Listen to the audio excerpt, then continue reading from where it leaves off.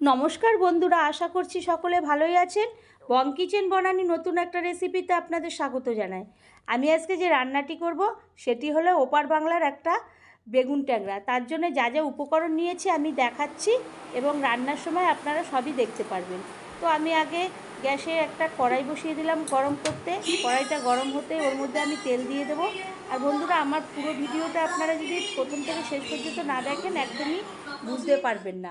তো তেলটা গরম হতে আমি আগের থেকে একটা বেগুনকে পাতলা পাতলা করে কেটে রেখেছিলাম, যেহেতু মাছে দেব সেই কারণে ওকে নুন হলুদ মাখিয়ে বেগুনগুলোকে রেখেছিলাম কাজের সুবিধার্থে।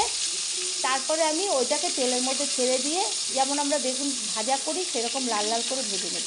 তো বন্ধুরা, আমার চ্যানেলটি যদি এখনও আপনারা সাবস্ক্রাইব না করে থাকেন তো প্লিজ সাবস্ক্রাইব করবেন, লাইক শেয়ার কমেন্ট করবেন, পাশে থাকা বেল বাটনটি টিপবেন, তাহলে যে কোনো রেসিপি আপনাদের কাছে সবার আগে পৌঁছে যাবে।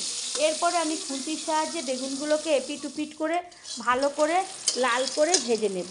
যেহেতু পাতলা, এর জন্য আমি সুন্দর করে ঘুরিয়ে ফিরিয়ে একদম তেল ঝরিয়ে একটা কাঁচির থালার মধ্যে আমি ওটাকে তুলে নেব। তুলে নেওয়ার পরে একটা হাতার সাহায্যে আমি তুলে নেব, তাহলে তুলতে সুবিধা হবে। খুন্তি দিয়ে সবটা ঠিকঠাক করে ওঠে না, কিন্তু হাতা দিয়ে অনেকটা পরিমাণে ওঠে আর পড়ে যাওয়ার সম্ভাবনা কম থাকে। এইভাবে আমি থালাটার এক সাইডে এই বেগুনগুলোকে দিয়ে দিলাম। এরপর আমি কড়াইতে দিয়ে দেবো, আবারও তেল দিয়ে দেবো। বেগুনটা ভাজ দিয়ে তেলটা চুষে গেছে, সেই কারণে আমি আবারও তেল দিয়ে দেবো। তেল দেওয়ার পরে আমি ওর মধ্যে দিয়ে দেব 1 চামচি লবণ। আঁশবিহীন মাছ ভাজতে গেলে খুব ছিটকায়, এমনিও আমি রান্না করতে গেলে একটু তেল, কোনো সময় হলুদ, কোনো সময় আমি লবণ দিয়েই থাকি। তো তেল দেওয়ার পরে লবণটা দিলাম, দিয়ে এবার কড়াই চারিপাশে ভালো করে তেলটাকে মাখিয়ে নিলাম আর কড়াইটাকে ভালো করে তেলটাকে গরম করে নিলাম। তাহলে মাছটা খুব হালকা করে ভাজবো, কারণ এইসব মাছ বেশি ভাজলে ছিটকে যায়, একদমই কড়া কড়া হয়ে গেলে মশলা ঢুকবে না আর একটা শক্ত ভাব এসে যাবে। সেই জন্যে এপিট উপিট করে হালকা করে আমি ভেজে নেব। এরকমভাবে আমি মাছগুলোকে ভাজবো, এপিট উপিট করে ভাজবো তুলে তুলে। ওই যেই বেগুন রেখেছি যেই থালার উপরে, সেই থালার মধ্যেই আমি হাতার সাহায্যে এইভাবে আমি মাছগুলোকে একের পর এক তুলে নেব। তো বন্ধুরা, অনেকে অনেক রকম করে ট্যাংরা মাছ করে থাকেন, আমরাও করে থাকি। তো একবার হলেও এইরকম ধরনের একটা ট্যাংরা মাছ করে দেখবেন, আশা করছি খুবই ভালো লাগবে। গরম ভাতে আপনি এই পুরো মাছটা দিয়ে ভাতটা খেয়ে নিতে পারবেন। তো এই রকম আবারও আমি মাছটাকে, আরও যে কটা মাছ ছিল আমি দিয়ে দেব, দিয়ে আবারও উল্টে পাল্টে ভালো করে এপিট উপিট করে আমি সমস্ত কটা মাছ ভেজে নেব। এরপরে আমি তুলে নেব ওই থালার মধ্যে, যেই থালার মধ্যে আগে রেখেছিলাম সেই থালার মধ্যেই রেখে দেব।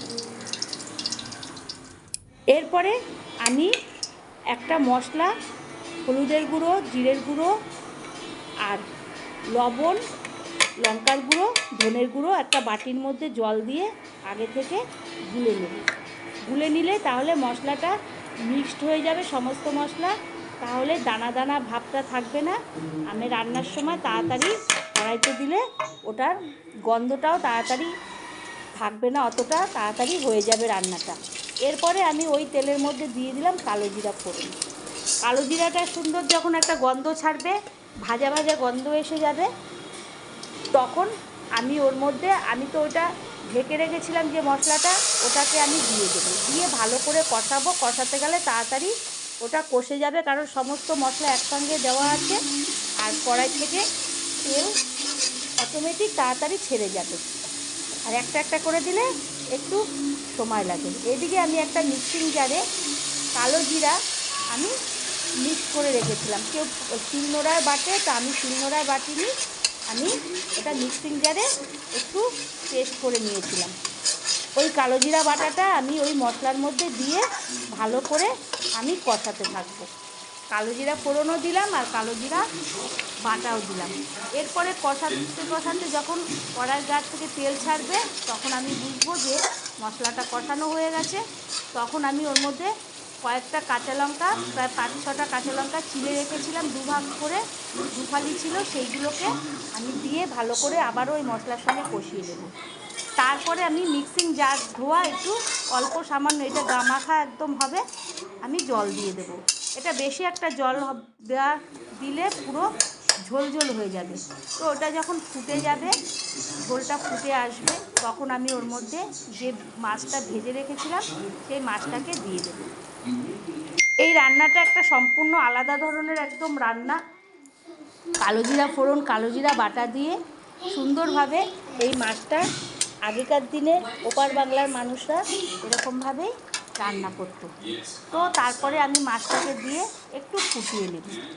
বেগুনটাকে আমি এখন দেবো না, কারণ বেগুনটা দিলে বেগুনটা পাতলা করে কাটা, বেগুনটা একদম ঝোলের সঙ্গে একদম পুরো মিশে যাবে, ভেঙে যাবে, সুন্দর একটা ঘনত্ব ভাব এসে যাবে, এতে গোটা গোটা বেগুন থাকবে না। এরপরে যখন মাছটা ফুটে যাবে, আমি একটা থালার মধ্যে বেশি ধনেপাতা ছিটিয়ে তার মধ্যে আমি মাছটাকে আগে ঢেলে নেব।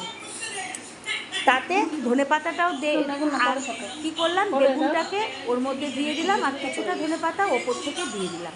এইভাবে তাতে মাছতে সেন্টটা ধনেপাতার ওপর নিচে দুদিকে সমানভাবে থাকবে, আর বেগুনটাও জ্বলবে না, সুন্দর একদম সলা সলা থাকবে।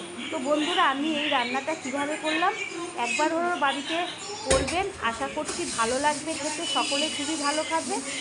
আর আমার রান্নাটা যদি ভালো লাগে তাহলে লাইক, শেয়ার, কমেন্ট করবেন। আবারও কোনো নতুন একটা ভিডিওতে দেখা হবে, ততক্ষণের জন্য ধন্যবাদ।